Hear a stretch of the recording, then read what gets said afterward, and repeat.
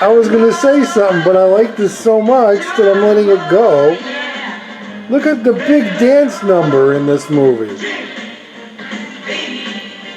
When you look at it, it's like, look at all the extras. Look at all of them. And you got the band. Is this too loud? Yeah. I hope you can hear me. That's Nancy Sinatra, man. Wow.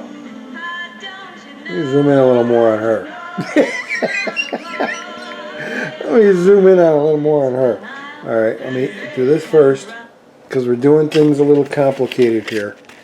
We're doing things a little complicated. What the heck is that? Wait. There we go. I don't know what that... Something... Did you see that? Did you see that? Oh my God, did you see that flying in the air? All right. Side lighting. Side lighting. Let me get the glasses off. Wait a minute. Okay. Countdown to Adventure. Wow. Nancy Sinatra. Yeah. Let me look here real quick here. I got 5 hours of footage. I'm okay. Okay. Other than being dark, this is my fill light, as it were. How you doing, Phil? All right. Okay. Phil's doing all right tonight. Yeah, tonight. Tonight. I figured, well, I'll just start on a song, you know, for this, and I was like mesmerized. I'm like, wow. I like this song Geronimo, and I'm really liking Nancy Sinatra. And I forgot how much I liked her in this. As opposed to somebody else that we'll see later, which I will show you, which was a big crush on me when I was a little kid. All right. Halloween movie tonight. I'm watching. Oh, the reason I'm a little awkward is because the battery, it's like, get to the damn story. The battery is out. When I was ready to record myself, I was like, oh, damn, I only got 3 minutes. So I had to figure out, and I was like, after about 20 minutes, I was like, wait, I can just plug it in. So I just now plugged it in, but the cord isn't long enough, so I'm kind of reaching. So whenever so you can see me, whenever, and the focus can focus, whenever I turn the thing to the TV so I can show you little things, I have to kind of lean weird over because the camera can't turn all around because the cable's so short. Anyway, I'm very not prepared. This is just a regular guy. I'm Roger, the regular guy, and I just record myself sitting on the couch like you're sitting next to me and watching me and going, shut the F up and watch the movie. Tell me about the movie. All right, so the ghost in the invisible bikini. Tommy Kirk, Basil Rathbone, Boris Karloff. Oh, who's the girl? Who's the ghost? I don't even know her name. Look in the credits. I'll put it down in the message thing. And a whole bunch of other people. This was considered the final. A little history in this year, 2034. No, this was considered and is considered the final beach movie of the beach movie, the Frankie Avalon, A Net Full of Jello. A net full of Jello. Wouldn't stay. It would just fall through the holes. What? Yeah, this was considered... I actually cracked myself up. I don't know what I was just saying there. It just made no sense. But, okay. This came out in, check the title, whatever year. It was the 60s. 69 maybe. Because my mom did, but she didn't drop me. She must have dropped me off there. Now that I think, because why would she know how did she know I was there? There was a theater on the Archer Avenue, south, or Archer and Kedzie-ish, okay, if you're in Chicago. Right around that area, but about a mile down the road of Archer, going north. There was a theater called the Brighton Theater, and me and my friends, years ago, would go to this theater, And the cool thing about it was they would play 3 movies. You can go in the afternoon and come home in the evening, and you saw 3 movies for like $2, $3. It was just great. Back in the day, it was so great. It was so cheap. It was $3. You get to see a movie. 3 movies, not just one. You got 3. And you could stay if you wanted, which is where the story comes in. I don't know where I heard. I think it was Famous Monsters of Filmland. Did you hear that? My CD burner, DVD burner, just kind of went and then turned off. I wonder if it's being updated or something. It was weird because there's no reason for it to be on. Anyway, I think I saw an image or two in Famous Monsters of Filmland, and Forey puts the little thing at the bottom, a little synopsis, and then Ghost in the Invisible Bikini. And back then, I was going through all the newspaper ads, the movie ads. Boy, I'm rambling. This is a good one. This is an important movie for me. In my life, it really is. So I don't care if this is an hour long. It's not going to be an hour long. Don't worry, folks. I might have to take a pause and make a drink. I'm going to do that now anyway. I'm going to have a little drink. Because I notice my mouth as I'm talking is smacking, which means it's dry, and it's liar's mouth, as they say in the police business. There it goes again. Hear that?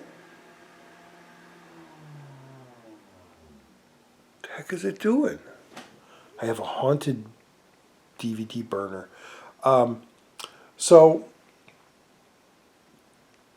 back then, my mom dropped me off at the show, and there were 3 movies. I can't think of the third. I've been sitting here trying to think of what the third movie was, but it was Ghost in the Invisible Bikini, which is like I was saying, possibly, considered the final beach movie without Annette Funicello and Frankie Avalon. It was just, I guess, secondary, maybe even third-ary, although it does have the rats in it. They might be the only ones that carry over, because I've never really got into those movies. I know Don Rickles was in them and stuff, but I couldn't tell you anything about those movies, other than I've seen them and they took place on a beach and there was singing in them, and made Frankie Avalon and Annette Funicello, I know, stars. But so anyway, this I saw a monster, a weird monster with a big open mouth, and it looked bubbly and it looked scary. It looked weird when I was a little 9-year-old kid reading Famous Monsters, and I said I got to see that movie. And watching through all the ads, which I used to cut out and made a scrapbook of all like movie poster ads that were in like the Friday paper. I had a scrapbook, and I came across, and it was like, oh, Ghost in the Invisible Bikini. I got to go see it. It was at the Brighton Theater, right down on Archer, which was a few miles from my house, but my mom drove me, and I was alone. Back then, there were a few times we went there. We saw a bunch of Godzilla movies, Frogs, Dr. Jekyll, Sister Hyde, movies like that. 2000 Maniacs, Blood Feast, those movies I saw there. But anyway, Corpse Grinders. So we went, and my mom dropped me off, and I was in Fantasyland. I watched Ghost in the Invisible Bikini, which I loved. I thought it was hilarious. I still, this is what we're watching now. The other one was a movie I don't remember the name of, but it was like a very 60s black and white movie where somewhere it was like a group of guys or a gang, and they rob some guy, and one of the guys shoots the robbie in the head, and he falls and his head hits on his shoe or gets blood on his shoe, and throughout the movie he's kind of like repeating that moment, and he's haunted by this vision, that this bloody shoe, and he's haunted by this ghost. I don't know what that movie is. I wish I knew, because I would like to have seen it again. And then there was a third one which I don't remember. But when it ended, Ghost in the Invisible Bikini was playing again. I was like, I gotta watch this again. I'm gonna watch it again. Halfway through it, I'm hearing my name being called through the theater. My mom was waiting outside for almost an hour for me to come out because she knew after the three movies what the time was. And I didn't. I stayed in there. I totally forgot my mom was picking me up. And I could see her right now. She's down in the aisle right there. And she's like, Roger, I've been waiting for you. Come on out. And I was all embarrassed, and there were people laughing, and I was like, oh, and I'm a little kid. I'm 9 years old, seeing this thing or whatever. I had to have been 10. I don't know whatever year this came out. I was born in '59, so do the math. But to this day, for years, I remembered this movie and loving this movie, and it was never out on VHS, or as far as I knew, it never, never, never. And it might have been when the internet came around in the 90s that I started looking for it, and I found a torrent for it, possibly of when it was on television. And and then now I have the DVD, a double feature with Hillbillies in a Haunted House, I think is the second feature, which actually I believe features the same creature from this, which isn't really a creature, it's a costume that somebody wears. But as a kid, that image in Famous Monsters scared me enough to want to see this movie, and I saw this movie and I enjoyed it. And I got to know who Nancy Sinatra was, and I got to know who these other women were, who I cannot remember their names, but I can instantly, like a Rolodex, just pick them out in my head and go, there they are. And I talked way too much. Damn. All right, I'm going back to the movie.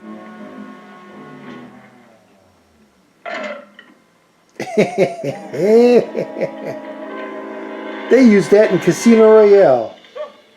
Oh, that's quite a turn you gave me there, Mr. Ripper. Now see this? Hey, quite a turn. It's pretty good. You get it? How much is on this talk? Why you sit here making insane jokes? Do you realize that I still have a full house? What happens you're in federal helper? Character actors, man. Character actors. This movie is littered with This movie's littered with. Look at this guy. Look at this guy.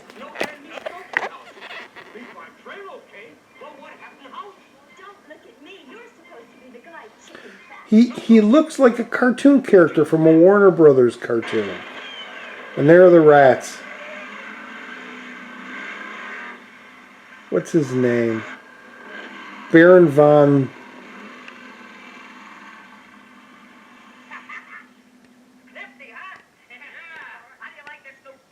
I got more things to talk about.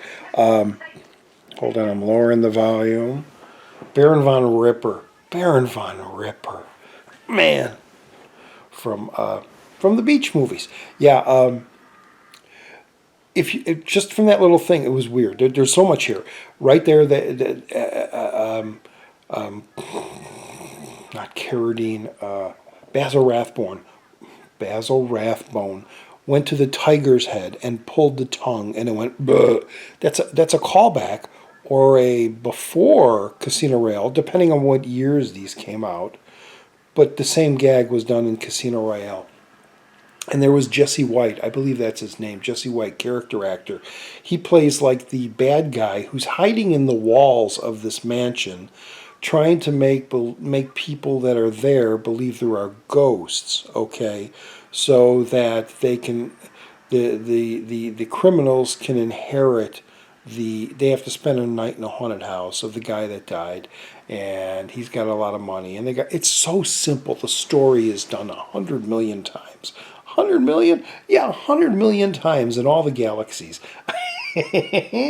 And it's done so childish. It's done very TV sitcom-ish. I'm watching right now Green Screen with Baron von Zipper. But anyway, the whole thing with the ghost and Boris Karloff, I believe what really happened, and there's nothing out there. I've looked around. Itchy eye, everything gets dark. I looked around on the internet and there's nothing out there. So this might be the first analysis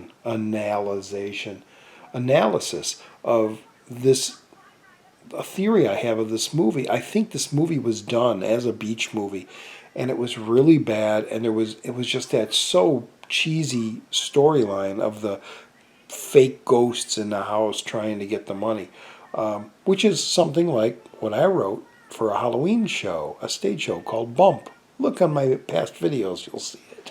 You'll see it. Anyway, I think what they did was they got Karloff in there, and then again, forgive me, whoever played the ghost in the invisible bikini, because every time she shows up, she seems just to be inserted into the movie as a special effect, or she snaps her fingers and the character still, which means the movie stills, and she's able to walk around the frame of the film, and then snap her fingers, and then the movie would continue. Bobby, What? you're not drinking. I mean, I'm not very thirsty. Bobby, your dear sweet aunt is calling you. I think I hear my dear sweet aunt calling me. Well, that's ridiculous. I have 20/20/20 hearing and I don't hear a thing. 20/20/20. Yeah, and she's right out on the lawn. Well, what difference does it make, just as long as we're together? I think that's all it was. And it's a weird mishmash of those two with, you know, a Tommy Kirk romance type thing and a very slapsticky, very childish, very Warner Brothers-ish. Because even the damsel in distress at the end during the whole thing, she's like strapped to a buzzsaw, you know, and they're trying to turn it off, and then the bad guys turn it on, and they turn it off. And we've seen all that in cartoons, and this is all, it's all in this movie. Plus, there's some really... I don't want to say anything, but there's a certain song, maybe it'll be inserted here. Stand up and fight for what you think is right. Don't let anyone get in your way. Hey, hey, hey. Right down to the letter, you're gonna feel better. It's true, just do what I say. Hey, hey, hey.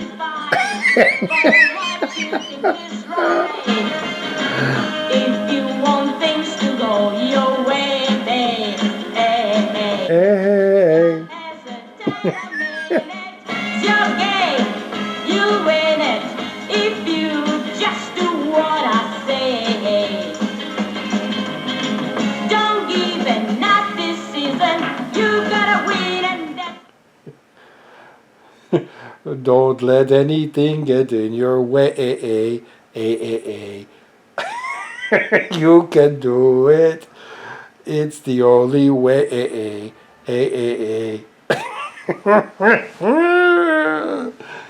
Anyway, there's some other good stuff in here. It looks like in one of the musical scenes, it looks like they were trying to sell a toy.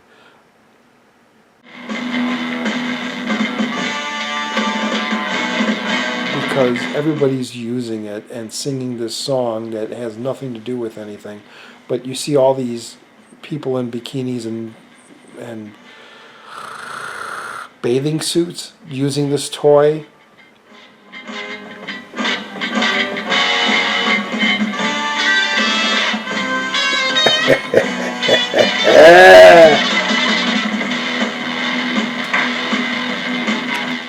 But anyway, you got Nancy Sinatra, which is very nice. I'm Lisa. I'm Betty. What did she say? Anyway, oh, and then there's the Sinistra, the girl of my dreams. I will insert her little music video here. Don't try to be indifferent to me. Don't think you're not falling for me. You're standing right on the brink of something bigger than you think. Don't try to fight it, baby. Just take a look into my eyes. It's time you took the trip. You're taking to paradise. You know Mm-hmm. it's bigger than both of us. Mm-hmm. Mm-hmm. You see, I'm a girl you can. Deviant man laughing in the background at the You're screen. gonna know how it feels. You're falling head over heels. Don't try to Again. fight it, baby. Yeah. I've watched that scene many times. Anyway, I really love this movie. It's a goofy, really goofy childhood favorite of mine. One that I have special fondness for because of what I know about it, how I experienced it, how I every year watch it. Ghost in the Invisible Bikini, as bad as it is, I love the damn thing to death. I would love there to be a like Rocky Horror track to this. I would love to do a whole commentary for this. I might in the future videos. I might do a commentary to this movie. But I can see this. I really wish this could be adapted for the stage and turn into like a whole Rocky Horror phenomenon, because there's so much in this flick that worthy, and could be yelled back at and gimmicked up. Anyway, this is old Roger D on Channel Donstar, watching his Halloween movie on the 20th of October. We're getting close, folks. The big H double toothpicks EEN is coming up close. Anyway, signing off. Happy Halloween. Go to church. Happy birthday if today's your birthday. All right, bye. Happy Halloween.